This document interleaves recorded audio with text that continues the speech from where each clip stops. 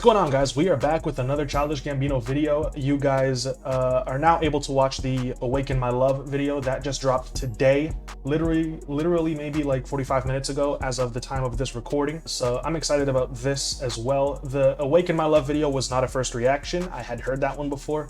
That was a special request, but this is a first reaction. I probably have heard the biggest songs off of this album. I mean, Sweatpants looks familiar. 3005 I've definitely heard. Flight of the Navigator is my favorite Childish Gambino song of all time, so I have heard that, but I have not ever listened to this album. When it dropped, I wasn't really into hip-hop, and I had a lot of friends at the time telling me how great it was, but since I just wasn't really into the genre of music, I never really gave it a shot, and then I never got around to it since. So we're gonna do it today. There seems to be a number of interludes here. I'm looking at a couple of shorter tracks, and also the tracks are broken up by interludes, and some of them have like numbers in front of them. We have 1 Crawl, 2 Worldstar interlude, right? Dial Up, I'm assuming 44 seconds. 1 The Worst Guys, 2 Shadows, 3 Telegraph Ave. So I'm assuming that these are like sections of this album. Don't expect me to catch everything because this is the first time around that I'm going through this. So let me know if I miss anything in the comment section. And with that said, let's jump headfirst into this album, Because the Internet by Childish Gambino. The first track is going to flow right into the second track. I mean, if you have a 4-second intro, why even have that intro at all? But the library, and then going to go right into Crawl. So let's jump into it.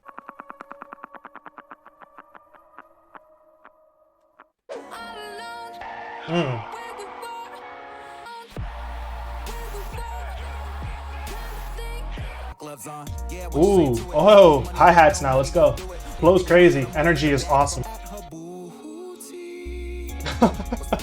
Samples going crazy in the background too. There's lots of energy to this production. I love this. This is really cool. Very weird, huh? Super cinematic.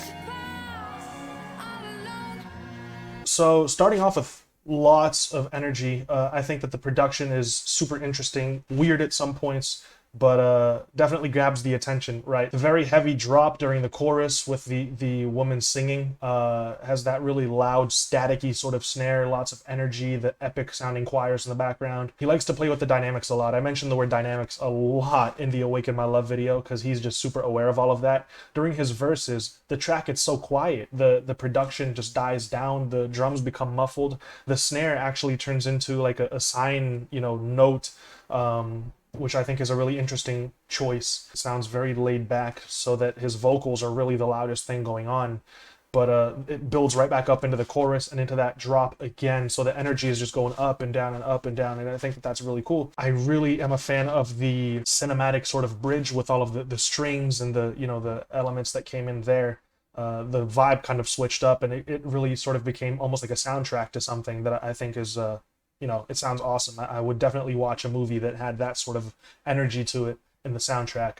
Absolutely. And then, getting into the effects that he puts on his voice at some points, and the glitchy like sound effects. There's just a lot of weird stuff going on here that I am really interested in. So that's a great opener, and definitely grabs our attention for, the rest of the project to come.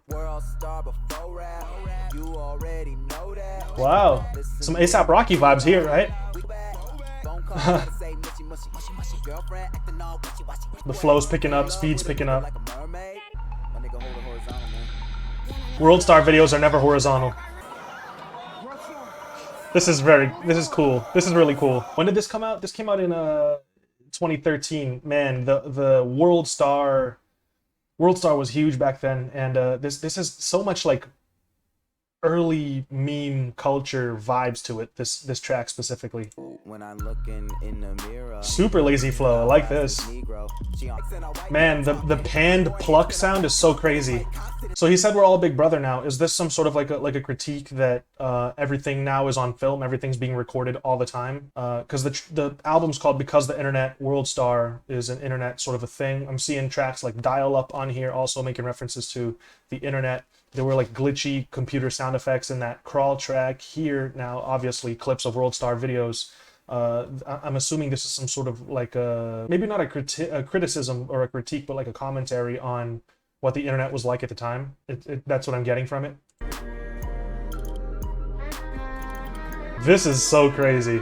Really energetic, kind of like banger vibes towards the beginning. Kind of a slower paced track though. That really lazy, laid back flow towards the beginning definitely gives me the A$AP Rocky vibes, right? But there's this crazy like jazzy infusion towards the end with the saxophone. It's so interesting.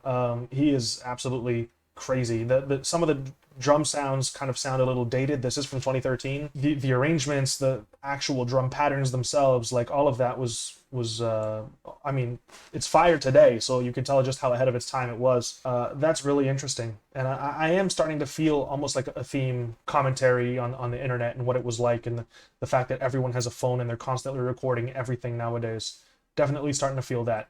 Track 4 is Dial Up. It's an interlude, I'm assuming, and so we're gonna let that flow into track 5, The Worst Guys, featuring Chance the Rapper. 2013 Chance the Rapper. I'm expecting fire, man. Are those windshield wipers, dude? Really cool little synths. Man, that really sounds like those are windshield wipers keeping the pace. And it just flows right into The Worst Guys. That's cool. I think I might have heard this one. This sounds familiar. I've definitely heard this before. So long ago, though.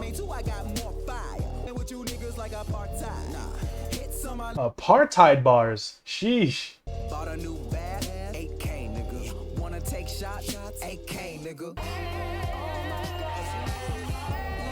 Nice. Yeah, so Chance the Rapper doesn't have a verse on that. That's kind of disappointing because Chance the Rapper in 2013 was a different sort of beast. I do think that the all she needed was some chorus is a little annoying. It does get kind of repetitive. I'm not mad at the verses, you know, I'm not mad at the verses at all. Yeah, the production's really cool. I do like that section with the guitar solo and the vocals in the background. I think that's really cool. That's sort of like indicating what was to come with Awaken My Love, right? It's kind of showing that he can sort of go into that lane, the instrumental singing sort of like a lane. I like that a lot. Not mad at that track. Could have been better though. Nice. Like the fast-paced vibe. That's so fire. Like that a lot. Brown grass. Shame on my brown ass. The birds in the trees. Keep the sex game picante is fire. Really like this vibe. Really groovy. Man, I thought something was wrong there. I thought there was something wrong with my Spotify. I almost died there.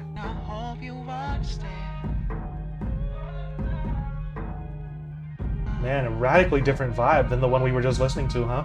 I really like those crazy synths that just came in, but they interrupted my analysis, so I'm gonna have to pause it really quick. I like the subtle humming, pan to both ears. He was going, and I hope you understand, that was also on both ears, but the distorted vocals that he was singing in the background, the roomy sounding, you know, reverberant sounding vocals were panned only to my right ear, and I think that was really cool. A nice little touch. Definitely gives it some color. It gives it a energy. It makes it feel a little less crowded. First of all, if it were panned to both ears, that would be a little too much going on at the same time. But also, it gives us that one little touch, that one little element to this track, that at this portion that keeps it from just sounding boring. The fact that there's something different going on, you know? Yeah, that's really cool. I do prefer the first half of the track, the really fast-paced, groovy, funky kind of a vibe. I do feel like that second half kind of went on for a little too long. I didn't really feel as invested in the song towards the end of it as I was towards the beginning. But there were different little elements going on during that second half that I kind of mentioned, you know, earlier in the video that I enjoy. You know, not too bad, but the first part was super fun to listen to. I like that a lot. Track 7 is Telegraph Ave, Oakland by Lloyd.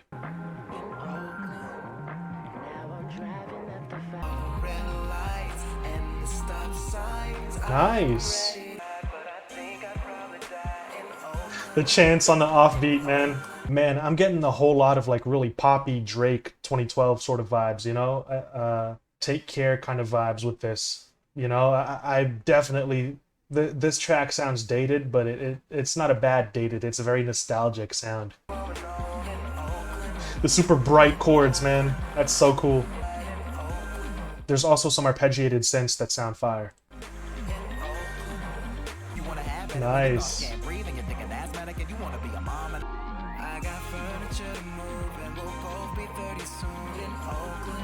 That's such a fantastic vibe. I think that might be one of my favorite Gambino songs I've ever heard. Off my first listen like that, man.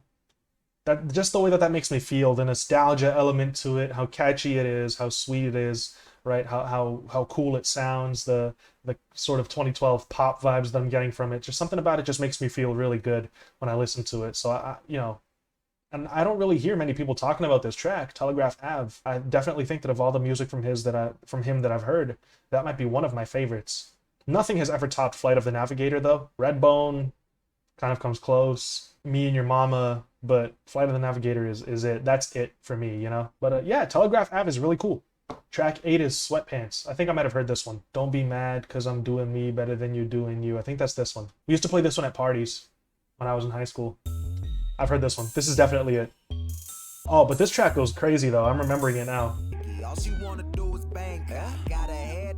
Can we talk about how fire that little vocal sample is, bro? Yo. The snare with the open hat. Man, the production on this album is so strange, but it all works so well. It's not a glockenspiel or a xylophone, but the little pluck with a heavy reverb in the background. It's not a sound that you would hear normally in today's music, but he makes it work. It's really cool. Yeah. I remember this, man. This goes so hard. Talk about nostalgia, man.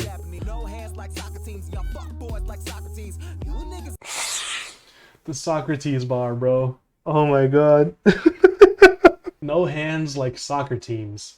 Y'all fuck boys like Socrates. That's kind of poetic if you think about it. Because there's like a... What am I trying to say? There's there's a subtle meaning behind that bar, you know? Because the thing is, Socrates used to have sexual relations with other guys. So, I think that's what he's trying to say here. Fire. My father owned half of MoMA and did it with no diploma. That's a fire bar. Yeah, like I said, I had heard Sweatpants before. So there's no real like first reaction to it, but this is a very nostalgic track too. Like I said, we used to play this during parties back when I was in high school, and everybody sort of just goes crazy for this track. This is just one of those songs that's just super fun to sing along to. The next track is the probably the biggest song off of this album, 3005. Definitely in my top 5 favorite Gambino tracks as well. Super catchy. Love the way this one makes me feel too. Very feel-good song. I'm reviewing it before we even listen to it. Let's jump into it. I'll be right by your side. Got so high off volcanoes. Now the flow is so lava. Yeah, we spit no matter what you say, what you do. I love this song, man. I'm just straight up vibing now.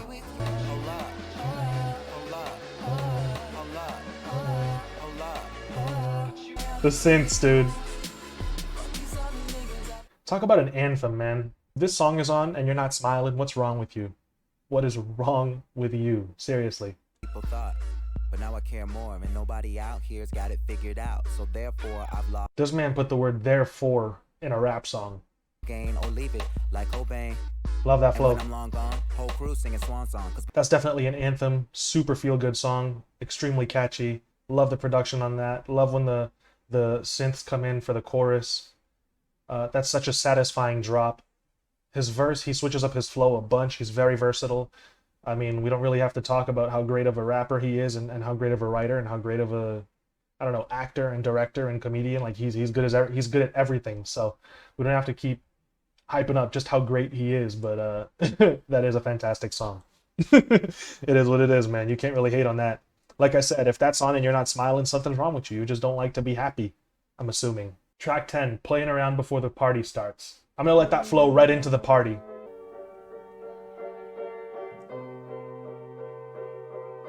Cool little chord progression there, man. I like that interlude. You know, nothing too crazy.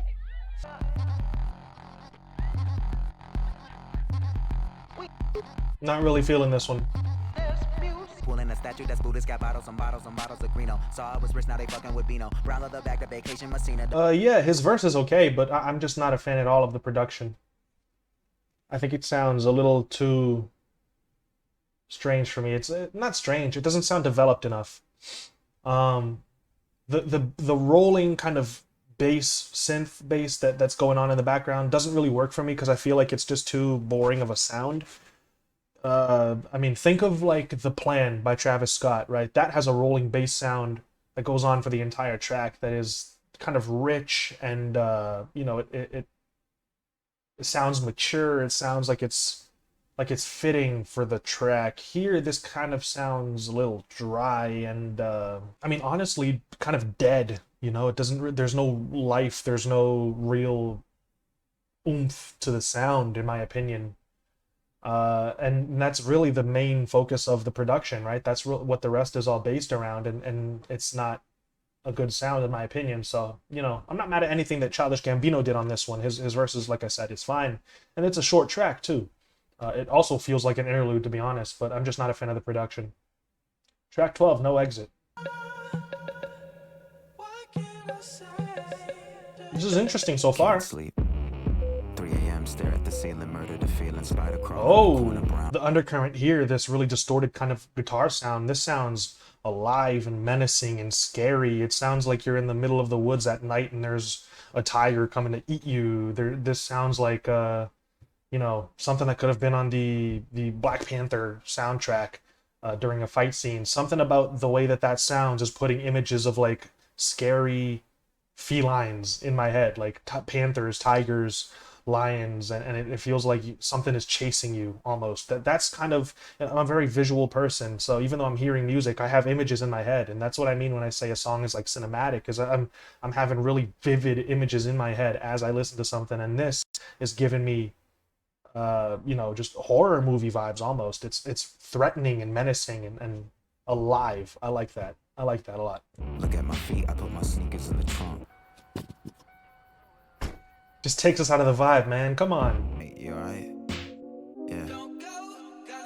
Bound to a body inside of me, 20 million degrees. Burn a man to his knees. I love this part of the beat. I need this beat on a loop. The chorus part, I could do without, honestly. The laughing sample's crazy. Yeah, the production on that one sounds like it could have been straight off of Yeezus, dude. I mean, I think that's awesome. Switching up the vibes from the rest of the album, keeping us interested, right? Not doing the same thing over and over and over again, not sticking to one formula, not being afraid to branch out and do something different. I mentioned that in the Awaken My Love video as well, that Childish Gambino has never really been afraid to branch out and to do whatever he wants to. No matter if it's like a risk, if it's something that we've never heard from him before, he's not afraid to do that. So I really admire that about this. I think it's awesome. I mean, I can't say enough nice things about that. I could do without the chorus entirely. Honestly, I could have that really like menacing beat on a loop where he just kind of does his verses over it, and that's really it. The track is already a short one, you know, so just get rid of the chorus. It kind of pulls me out of that vibe. I like the darker vibe to this one a little more. Get rid of the chorus and do your verses with that beat on a loop, and then have the little portion at the end, the little breakdown at the end with the laughing sample, and then end it. Yeah, I like that. Track 13, Death by Numbers.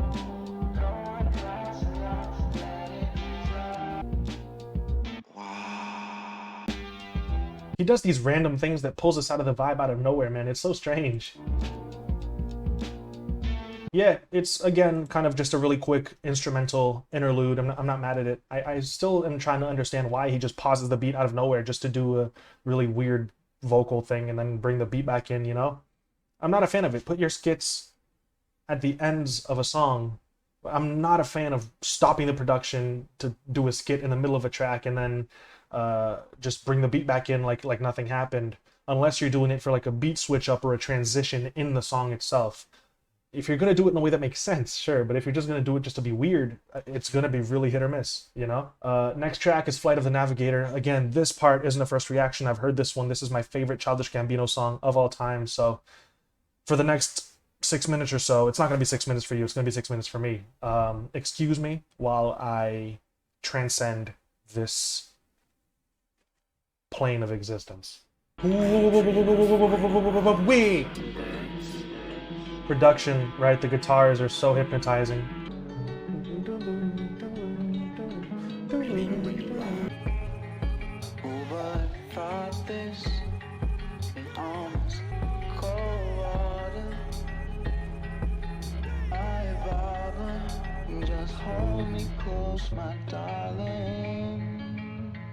Side chaining the synths, the strings is a fantastic idea. Yeah, it's going to be really tough for him to ever surpass this song, in my opinion, for me personally. And I'm not saying that nothing he makes will ever be as good as this, and I'm not saying that he'll never be this good again or anything like that. He's definitely capable of it.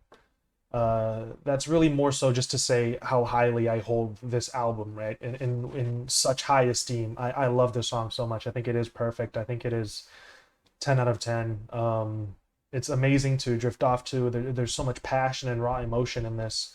I remember the first time I ever heard it, I was probably 15 at the time. I was living in the capital here in Brazil. I was living in Brasilia, and my friend Tim, who I grew up with in Massachusetts, sent me this this track. I think we used to DM on Twitter because that was the only way for us to keep in touch at the time. And he said that this was one of Childish Gambino's songs that had made him cry, you know. And I had never heard Childish Gambino before, besides a couple songs off of Camp, right? Bonfire, Freaks and Geeks, things like that.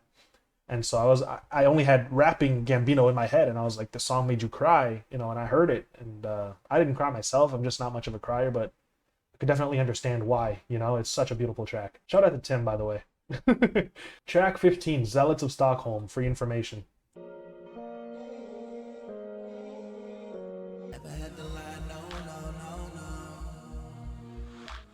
Is this Childish Gambino pulling a House of Balloons?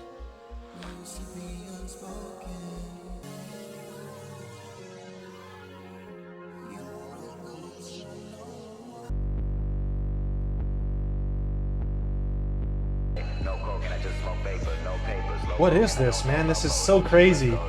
Is it real? 'Cause you're alive.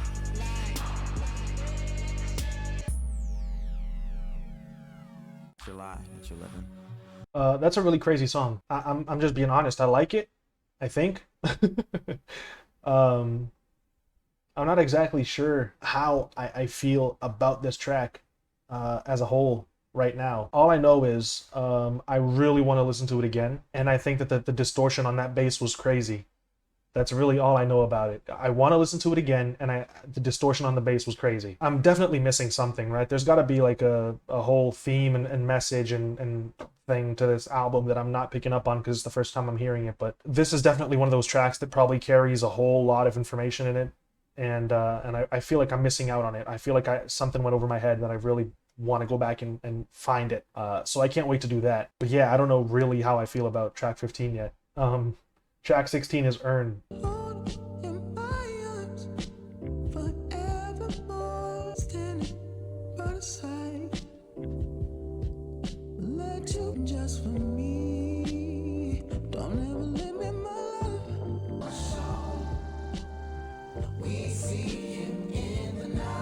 Yeah, really like that interlude. Got some really soulful, groovy vibes to it, man. I love Gambino's vocals. I mean, he's just such a great performer. The harmonies towards the end are really cool too. He was hitting some notes doing those background vocals, man. He was hitting some very high notes. And it definitely does sound like him doing those background vocals. I could be wrong, but it does sound like him. Just very talented, man. Super nice quick fix of some soul. I like it. 17, Pink Toes featuring Janae Aiko. Sunshine. Sunshine.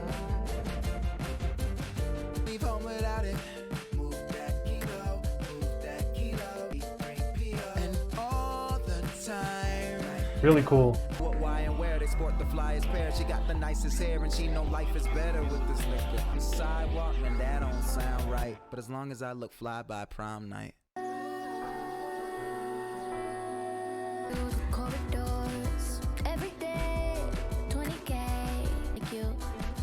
Love Janae's voice, man. Yeah, that's a really feel-good song, man. That's a really pretty sounding song. Gives me summertime vibes, very colorful vibes. I love Janae's vocals. They're so smooth, right? Gambino's singing his heart out on this track. He sounds so awesome. Drums, super basic, nice little funky drum pattern to it. Track 18 is Earth, the Oldest Computer. Theodore, breathe in, breathe out, me and more. Breathe in, breathe out, never mind. Yeah, break free Graduation vibes.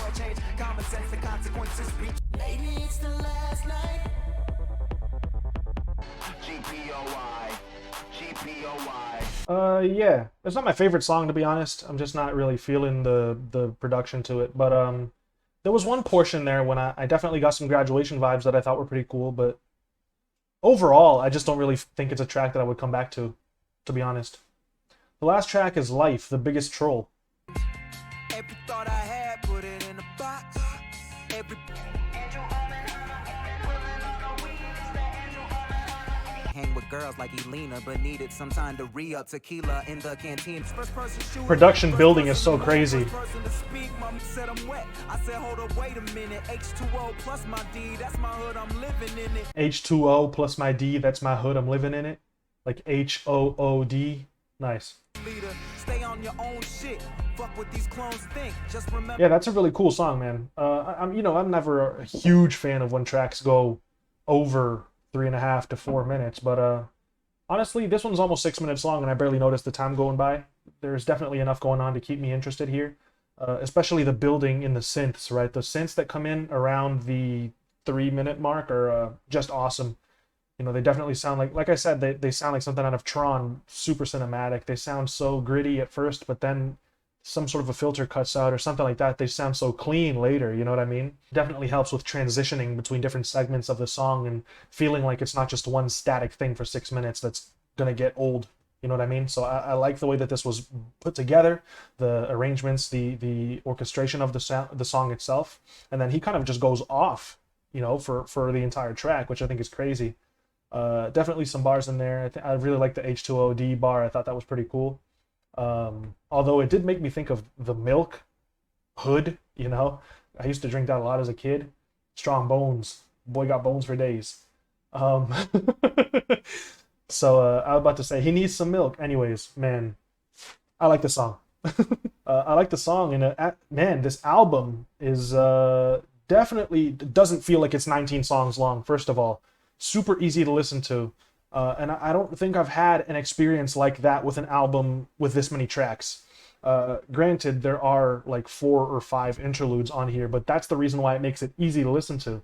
And I love that he structured it that way, right? Having the album be broken down by the interludes into, you know, 3-song and 4-song chunks means that if you're listening to it, looking at a track list, you're really just listening until the next interlude. And that makes it so much easier to listen to an album that's this long, to sit down and record this video, you know, because when you're looking at a track list that has almost 20 songs on it, and you're at track like 3, and you're looking at 17 tracks ahead of you, that can be a little daunting. But when you're looking at the track list and you're seeing, oh, there's only 3 tracks till the next interlude, and then there's only 2 more tracks till the next interlude, there's only, you know, 4 or 5 songs till the next interlude, and you're breaking the album down in chunks, it makes it really easy to listen to. I love that about this. The songs also, for the most part, are on the short side, right? 3 to 3:30 mark. So 19 songs an hour. I mean, 19 songs normally would be like an hour 15 nowadays. So the fact that this is really only 58 minutes goes to show that a lot of these tracks are on the shorter side, which I also appreciate. He gets his message and his vibe and his, you know, point across quickly, cleanly, efficiently, and then next track. I love that about this too. So yeah, I have no issues with it being 19 songs long. Normally I do. I have no issues with that with this album, which is already saying something about the quality of this album. I think the cover art is fire. That's another high, you know, point to it. Production is so strange and sometimes happy and sometimes creepy, sometimes scary, sometimes it's heavily distorted and dark and gritty, sometimes it's like bright and the synths sound like something out of a Daft Punk album. And there's so much on this. There's so many different lanes, genres. There's so much more than just rap here. This is so much more than just a hip-hop album. I don't even know if I would call it a hip-hop album, even though he is rapping on these tracks. This is really well put together, I think, production-wise, right? He's, like I said, not afraid to go into different lanes and experiment, and I praise him for that. Lyrically, I do want to go back and listen to this again to catch a lot of those bars and messages that I missed, you know, so I can't really say much there. I'm not great at catching lyrics first listen. Definitely more of a production and a vibe sort of person when it comes to that first listen of an album. Standout tracks are, of course, 3005, Sweatpants. Those are like the two biggest songs off the album, but my favorite, of course, Flight of the Navigator. I really thought that Pink Toes was pretty cool, really sweet little vibe. I like Earn. I love the little soulful, jazzy quality to it. Let's see. Telegraph Ave is a huge plus. I had never heard that song, and it gave me a really nostalgic 2012 kind of vibe that I'm definitely going to come back to a whole lot. So those are some of my standout tracks. Those are my thoughts on this album. I had a blast listening to it. I'm really glad that I was finally able to put this video together for you guys. We've got some J. Cole to listen to. We've got some new Isaiah Rashad coming soon. I'm going to hold off on the singles and wait for the albums. And I also have to do a video for Tyron by Slow Tie, because you guys also unlocked that as a donation goal as well. That's what this was. That's why I came back to this album. The people who watch my streams donated and hit the goal for this reaction, and I appreciate the support. With that said, guys, I mean, I will see you soon. Let me get my plugs out of the way. I really appreciate my patrons and the members of the channel for helping me to do this full time. I really appreciate you guys. You guys are, like I said, the reason that I'm able to put out as many videos as I do and stream, you know, 2 or 3 times a week like I do. I really appreciate all of the support that you guys show. If you're not able to support the channel financially, which is totally fine, it goes for the most part, right? Commenting and liking the videos goes a very long way in terms of YouTube recommending the videos to other people. If you want to support the channel that way, I appreciate it. Subscribe if you haven't subscribed yet. Hit the notification bell so you get notified whenever I'm streaming. Like I said, I stream like 2 or 3 times a week sometimes, and you don't want to miss out on those streams. And yeah, patrons get videos. Patrons and members get videos 3 days early and ad-free, and follow my social media. With that said, guys, thank you so much. I will see you guys soon. Until then, stay safe. All she needed was some... Peace out.